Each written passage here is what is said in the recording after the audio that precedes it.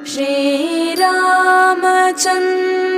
कृपालो भज मन हरण भव भयदारुणम्। ॐ नमो भगवते श्रीरामचन्द्राय। स्वस्ति श्री गणेशाय नमः। श्री सरस्वत्यै नमः। श्री गुरुभ्यो नमः। वेदपुरुषाय नमः। गौरी शंकराय नमः। नमः परमहंसा स्वादितचरणकमलचिन्नमकरन्दाय भक्तजनमानसनिवासाय श्रीरामचन्द्राय। सदाशिवसमारम्भां शङ्कराचार्यमध्यमाम् अस्मदाचार्यपर्यन्तां वन्दे गुरुपरम्पराम्। बोलिए श्री सीतारामचंद्र भगवान की जय। नमः पार्वतीपतये हर हर महादेव। श्री राम शरणं श्री राम शरणं श्री राम शरणं। अकारण करुणावरणालय कल्पतरुपर ब्रह्म सच्चिदानंद घन एकमात्र उनकी ऐसी महती कृपा से पूरी सृष्टि चलायमान हो रही है।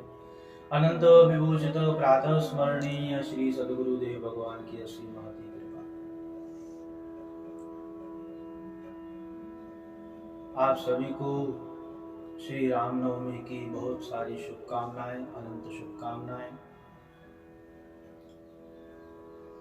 प्रभु श्री राम ने इस धरातल पर अवतार लेकर के देवताओं की रक्षा की थी। उसी तिथि से श्री रामनवमी महोत्सव सब मनाने लगे। ज्यादा न विस्तार से कहते हुए कथा तो बहुत बड़ी है। श्रीमद् वाल्मीकि या बालकांड के अंतर्गत 8-10 श्लोकों के मध्य में कथा को लेकर के विश्राम की मोड़ पे चले।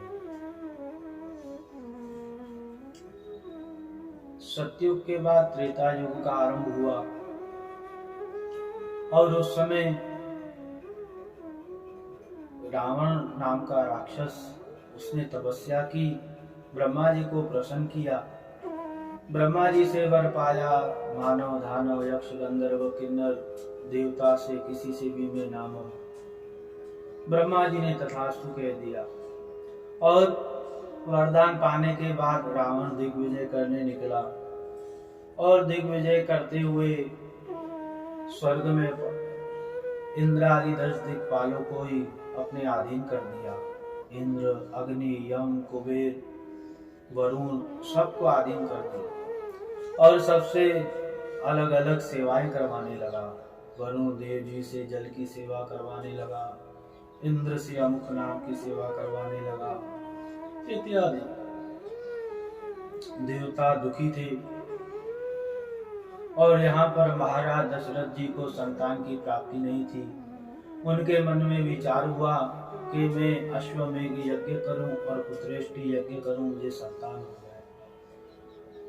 गुरु जी से वार्तालाप करने के बाद उन्होंने यज्ञ करवाया और यज्ञ में सर्व देवी देवताओं का आह्वान हुआ। आपस में देवता मिलकर के ब्रह्मा जी से कहने लगे, क्योंकि यज्ञ में जब ब्राह्मण देवता आह्वान का मंत्र बोलते तो देवता आते हैं, तो आपस में देवता वार्तालाप करने लगे कि हे ब्रह्मा जी, आपने कौन सा वरदान दे दिया इस रावण को, हम कितने दुखी हैं, हमसे क्या क्या सेवा करवा रहा है।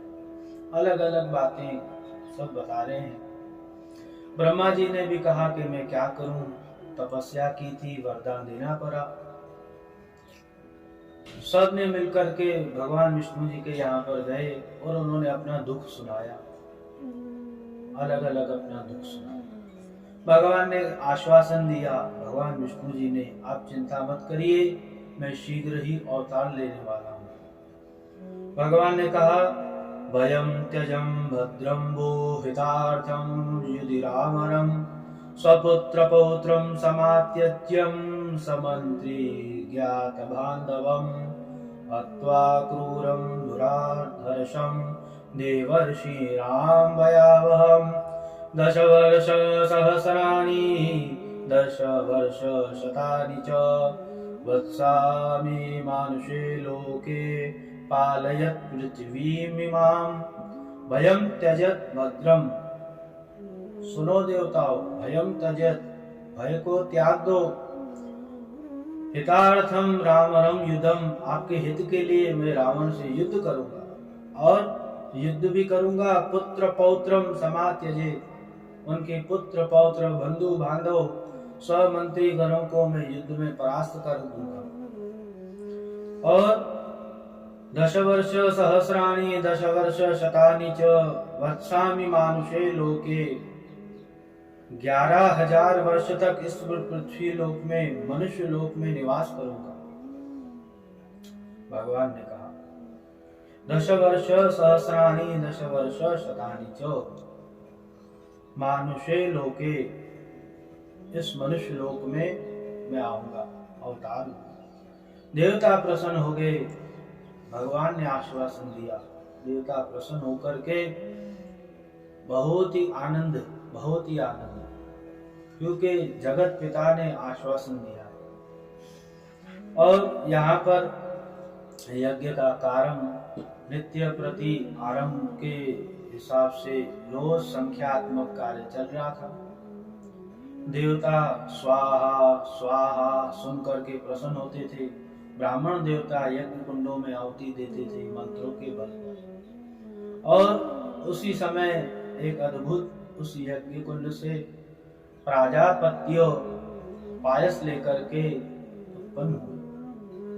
इदं तु नर शार्दूल पायसम देव निर्मितम, हे नरप श्रेष्ठ, देव निर्मितम पायसम, ये देवताओं से निर्मित पायस जो है आप इसे लीजिए। प्रजा करम गृह्णात, आप इसे ग्रहण कीजिए। धन्यम आरोग्य वर्धनम, धन और आरोग्य को बढ़ाने वाला है, आप इसे लीजिए। अब महाराज दशरथ जी प्रसन्न हो गए। ततो दशरथः प्राप्य पायसम देव निर्मितम पायसम, वो जो देवताओं से निर्मित पायस है उसे पाकर के राजा दशरथ जी बहुत ही प्रसन्न, बहुत प्रसन्न। अब देखिए उस पायस को लेकर के अंतःपुर में आ गए। सोऽन्तःपुरः प्रविश्यैव कौशल्यामिदमब्रवीत्, कौशल्या जी के यहाँ पर आए सबसे पहले उस पायस को लेकर के। पहले माँ कौशल्या जी को दिया। कौशल्यायै नरपति पायसार्धं ददौ तदा अर्धा ददौ चापि सुमित्रायै नराधिपः।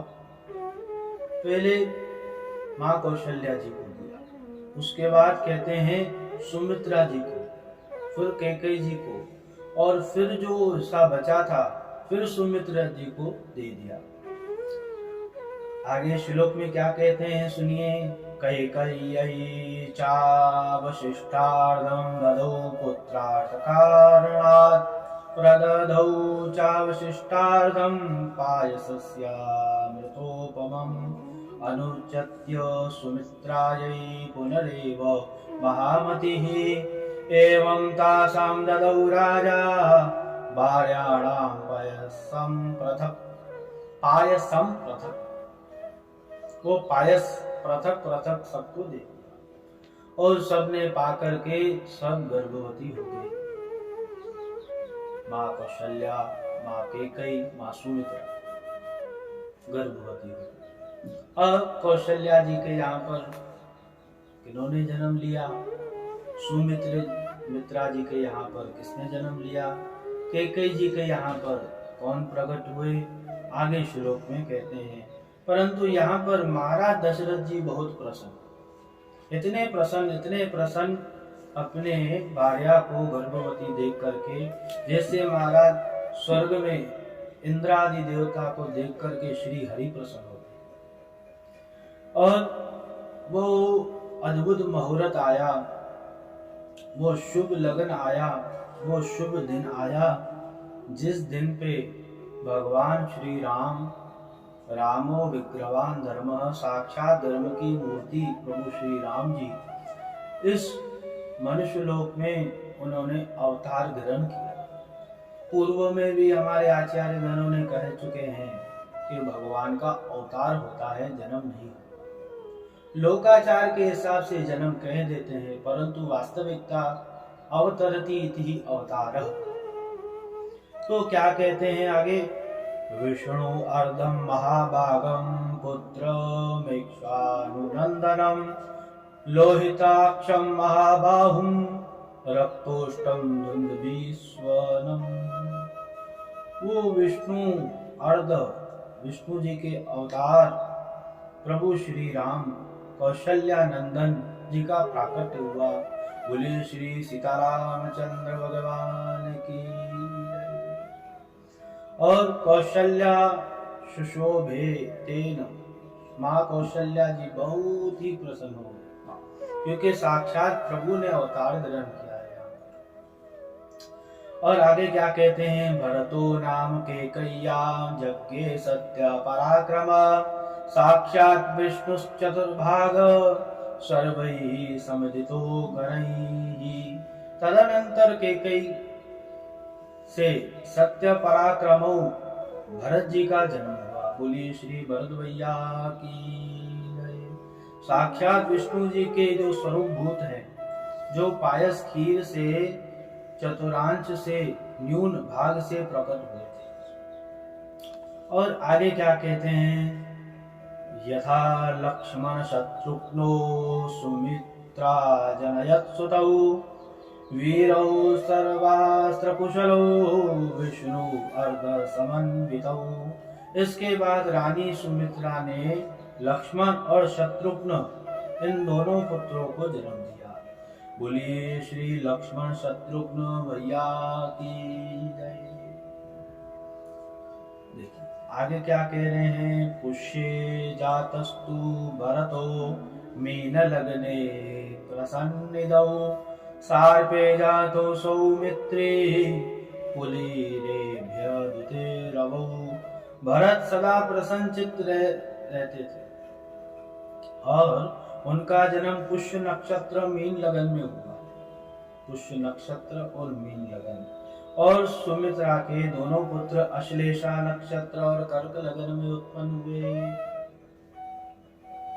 अब कह रहे हैं अश्लेषा जो नक्षत्र है उनके देवता सर्प हैं, और लक्ष्मण भैया जो हैं वो शेषावतार हैं, इसलिए उन्होंने इस नक्षत्र को प्रसन्न किया।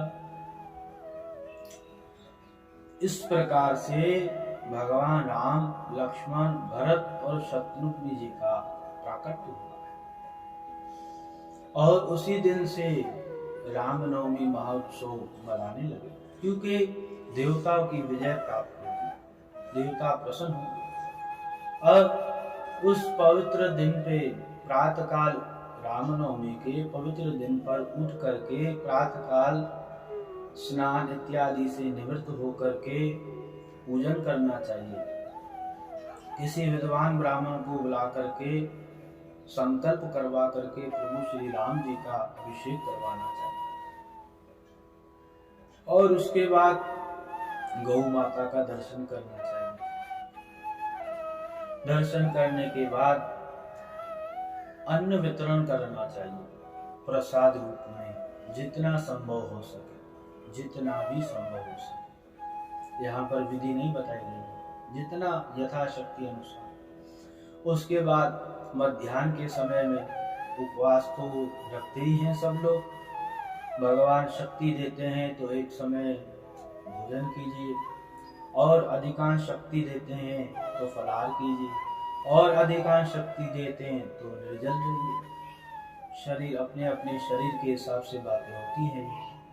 और मध्याह्न के समय फलाहार भोजन से निवृत्त होकर के कांदा लहसुन नहीं खाना चाहिए, प्याज नहीं खानी, जो जो नियम है व्रत के।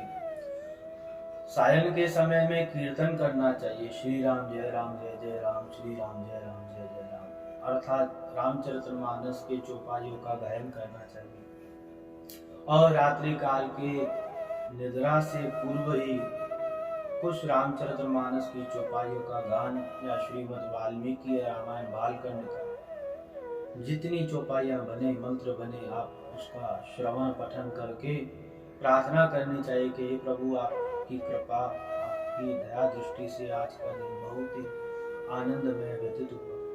अपनी करुणामयी कृपा यूं ही बरसाते रहिए, अपने छत्र छाया में विराजमान करते रहिए। हे प्रभु जीवन पर्यंत हमसे जो अपराध हुआ वो क्षमा कीजिए, ऐसी प्रार्थना करनी चाहिए और भगवान श्री सीता रामचंद्र जी के चरणार बिंदु का स्मरण करते हुए निद्रा लेनी चाहिए। तो इस पवित्र दिन के शुभ अवसर पर आप सभी देश एवं विदेश वासियों को अनंत शुभकामनाएं। बोलिए श्री सीतारामचंद्र भगवान की जय। नमः पार्वती पतये हर